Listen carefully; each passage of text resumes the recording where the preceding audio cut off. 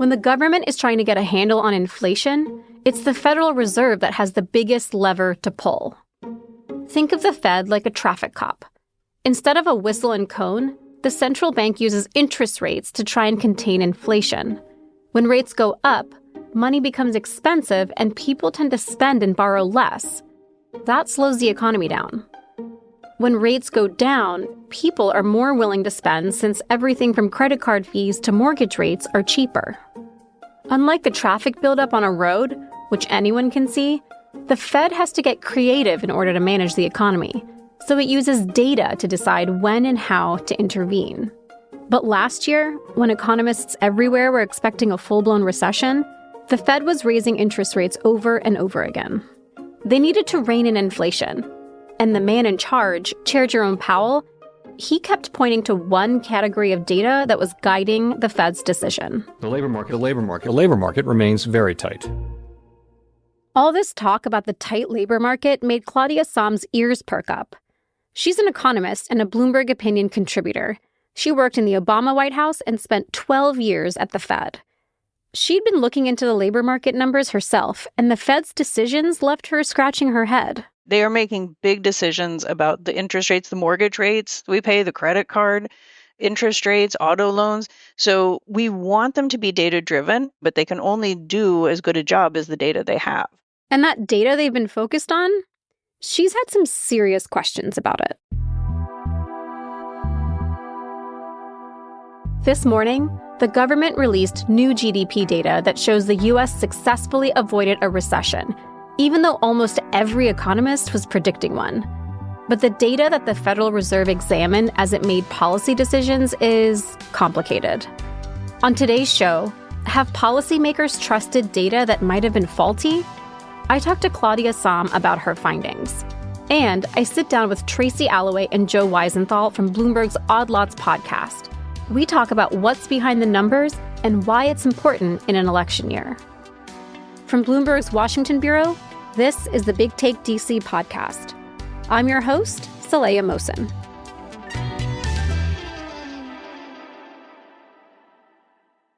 Claudia Sahm decided her concerns about the Federal Reserve's data were worth voicing. So in November, she wrote an article for Bloomberg Opinion. It had an eye-catching headline: "Economists may have been flying blind all along." So the argument I was making when I said economists are flying blind is the awareness that we need to have in terms of the measures, like how we try and measure quote-unquote reality, and then in our giving policy advice. How we measure quote-unquote reality? I know that sounds dense, but her point is that as much as we'd love to think that the Fed is making its decisions based on hard numbers, objective, unbiased data, often it's not. Data doesn't come down from heaven. For example, let's look at that tight labor market that Fed Chair Jay Powell kept mentioning. He said that the labor market was tight, meaning more job openings than workers. He cited numbers from the Job Openings and Labor Turnover Survey, JOLTS for short. Now, that might sound straightforward, right? Measuring the number of open jobs. Not so fast. Now, there was a lot of conversation amongst those of us who have nothing better to do than study data, that what a job opening is could be changing over time. Because of the pandemic, the way employers list jobs is just different than it was before. Especially from work from home, you can put up multiple ones for different geographies because it doesn't matter. So a company might list the same job in several different cities. It doesn't cost them anything, but it does mean that the numbers are getting inflated. So when economists at the Fed were looking at the number of open jobs and basing their assumptions off of what was typical, they were at risk of ignoring one key factor. The world wasn't typical. I wanted to understand just what's going on here, and whether it was an issue beyond this one job survey. So I sat down with two of my colleagues. I'm Tracy Alloway. I am the co-host of the Odd Lots podcast. And I'm Joe Weisenthal, also the co-host of the Odd Lots podcast. Joe and Tracy read Sam's article, and they agreed with her. They do not trust that JOLTS data. Pre-COVID, JOLTS was a bottom shelf economic indicator. It was the well drinks of, it's like some nerds like to pour over it because there is information on it, but it was not a market mover. If Jolts was a bottom shelf well drink to them pre-COVID, it was basically a cheap shot of bad tequila once the pandemic hit. You just don't know that the patterns of history related to things like job openings, related to things like claims and quits, really mean the same thing in this environment as they might have in past cycles. If it was a business cycle, it was the weirdest business cycle ever. Companies are behaving differently to how they used to. There's the idea of labor hoarding. People are so scarred from the pandemic period that they just want to make sure they're not caught out again with a labor shortage. So they're just hiring who they can, or they're putting out ads to see who responds. I mean, it's pretty easy to place an ad on some digital job site nowadays. It doesn't really cost that much. So why not try and see who you get? So the pandemic threw all our old markers of normal out the window. That left the Jolt survey on pretty unsteady ground. But COVID didn't just mess with Jolts. It also did another thing that influences all sorts of important data points that Fed economists rely on. Survey responses, we know they have declined in recent years. So I think something like the housing survey gets like half of the people it surveys actually responding nowadays, and that's down from 2/3. We reached out to the Bureau of Labor Statistics and the Census Bureau for comment for this episode, and they both acknowledged declining response rates as a critical problem that they're trying to address. It's a problem that only got worse during the pandemic. All this matters, because if your survey only captures half of the people you contact, you're going to have to question whether or not that 50% is reflective of the actual American experience. And of course, the irony is that most advanced economies are collecting more data than ever. We're doing more soft surveys than ever, but the response rates are trending down and the quality of that data is questionable. We'll get to why Americans are getting survey shy, what the Fed is doing to fix it, and what it all means for the 2024 election. After the break.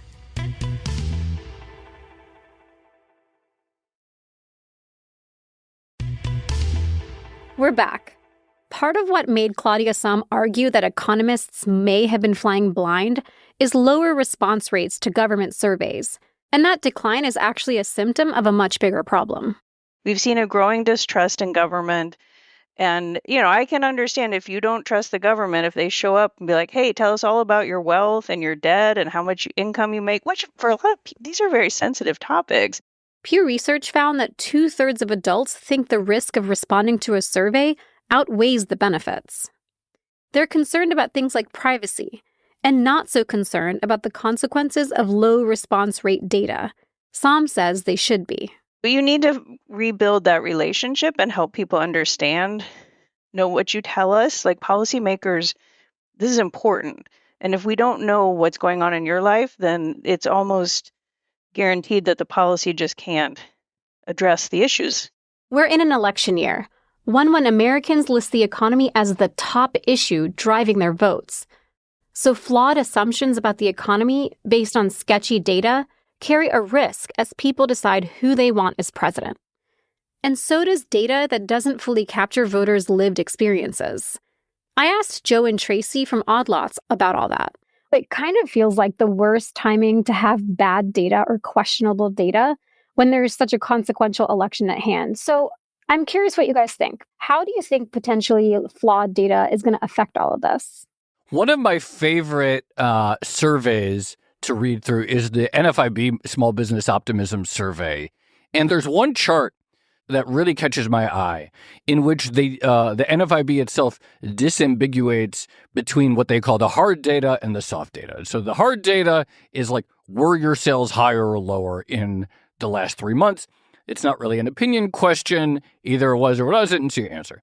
And then there's the soft data. It's like, do you feel confident enough to invest in this environment? What's really interesting is that the hard data and soft data really do converge during past Republican administrations and really do diverge during Democratic administrations. So there's a huge gap right now within the NFIB between their soft and hard data. So I do think that there is a split in sort of how people perceive the economy versus how people perceive their own household finances. That is sort of interesting. How do people vote on this? It's hard to say. To that point, I kind of think about it on a sort of personal versus like absolute basis, which is you do see a lot of self-reporting. So people talking about their own financial circumstances, or to Joe's point about small businesses, their own small business circumstance. They will say it's going relatively well. And you can see some of that borne out in the hard data. But when they talk about the economy in aggregate, that's when you tend to see a lot more negative sentiment. And there is a sort of weird cognitive dissonance there. We can talk about like whether that might be down to partisanship, down to the media, things like that. But I do think the interesting question is, if everyone keeps saying they think the economy is doing terribly, is that actually going to manifest in a slowdown in growth or even a contraction at some point? We haven't seen that yet. That's significant. A lot of people this time last year were looking at government data and saying, we're headed straight for a recession. But it turns out all this flawed data isn't just affecting the Fed's decisions. It also goes the other way.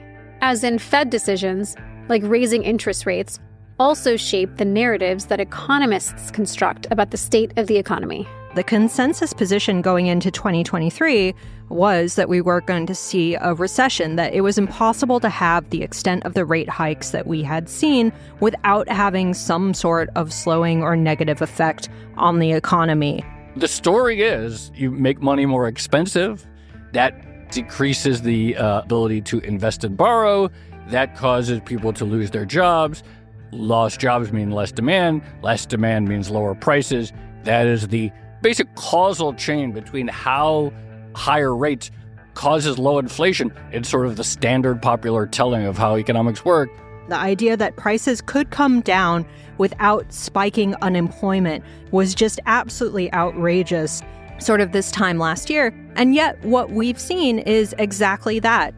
Janet Yellen, who serves as President Joe Biden's Treasury Secretary, called it a soft landing, no pun intended.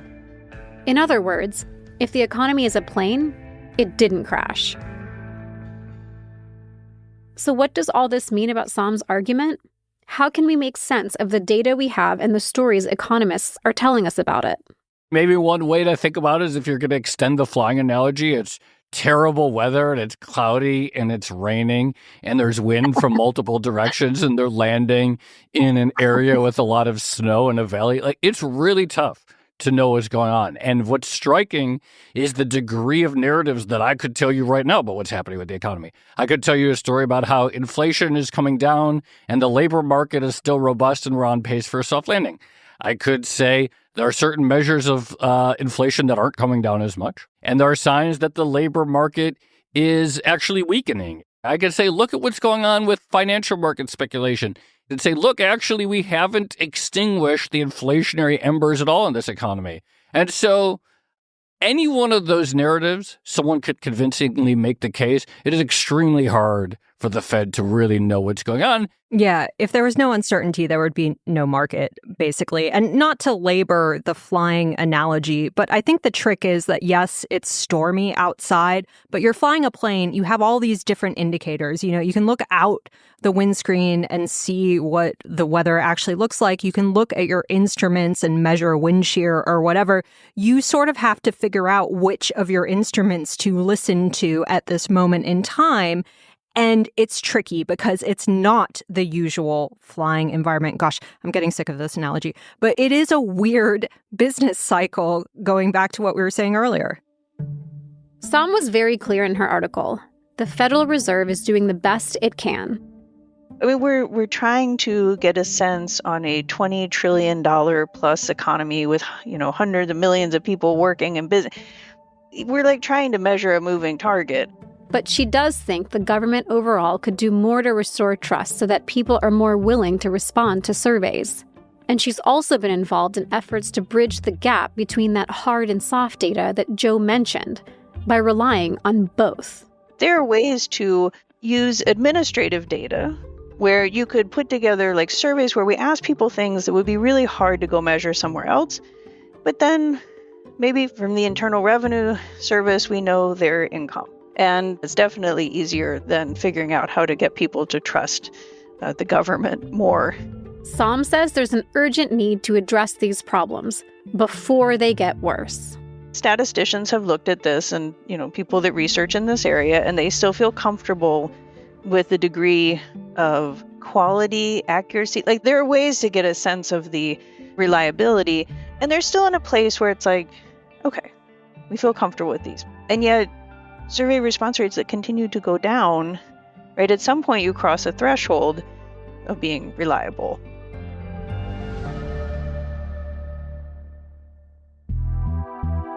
Thanks for listening to the Big Take DC podcast from Bloomberg News.